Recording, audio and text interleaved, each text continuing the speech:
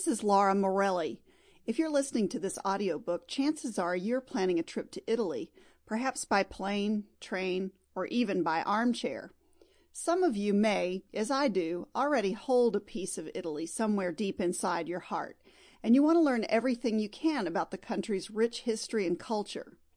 I hope you'll find this book, Made in Venice, fits the bill. Venice is home to many wonderful traditional artisans passing on mask making, glass blowing, and other traditional trades. In an effort to keep this information as up-to-date as possible, I have created a separate ebook complement to this guide called Artisans of Venice. I conceived Artisans of Venice as a digital companion, and my goal is to keep the listings current in order to ensure the best experience for you as a traveler and shopper. I want to offer you a free copy of Artisans of Venice. You can download it at www.lauramorelli.com/Venice-reader-gift. That's www.lauramorelli.com/Venice-reader-gift.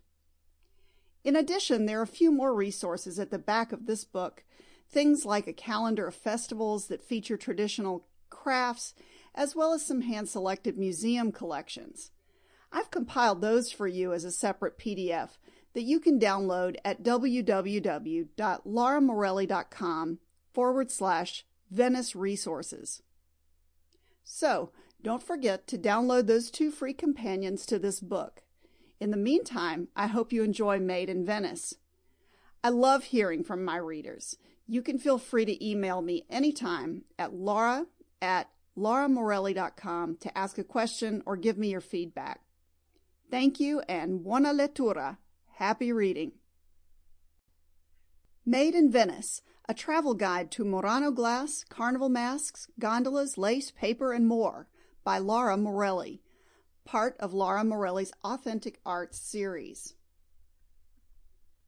I had had my dreams of Venice, but nothing that I had dreamed was as impossible as what I found. Arthur Symons, Cities, 1903. Venice rises from a marshy Adriatic lagoon like a surreal vision, a complicated jumble of meandering canals, mosaic-encrusted churches, Gothic palace facades, and candy-striped gondola moorings. If you had no prior knowledge of Venice and heard someone describe it, you might find it hard to believe they were telling the truth. This impossible city is not a landmass at all, but rather a cluster of some 100 shifting islands, linked by more than 400 bridges and canals. The entire built environment of Venice, from the humblest coffee shop to the Basilica of San Marco, stands on a foundation of wooden pilings driven one after another, side by side, vertically down into the water, into the mud. This unlikely way of constructing a city began during the perilous years of the early Middle Ages, when people sought protection among the lagoon islands from potential attackers. As the centuries passed and the population grew, the locals continued to drive pilings into the marshes to build their city. The wood did not rot because it was not exposed to oxygen. Instead, it petrified into a hardened, stone-like foundation upon which sat even the most extravagant buildings constructed during the heyday of the Venetian Republic, between the 14th and 17th centuries. Out of this fantastic, waterlogged cityscape, extraordinary artistic traditions have emerged. Deeply hued glass, web-like lace, and hundreds of different types of boats suited to the lagoon. Carnival masks, leather-bound books, and colorful paper. These artistic traditions first lured me to Venice, and they have kept me coming back for nearly 4 decades. It's impossible not to want to take a little piece of Venice home in your suitcase.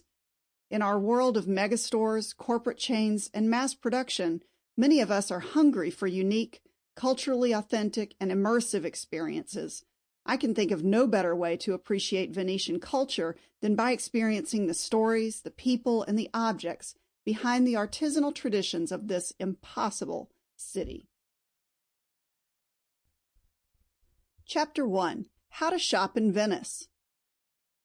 Let's get one thing out of the way up front.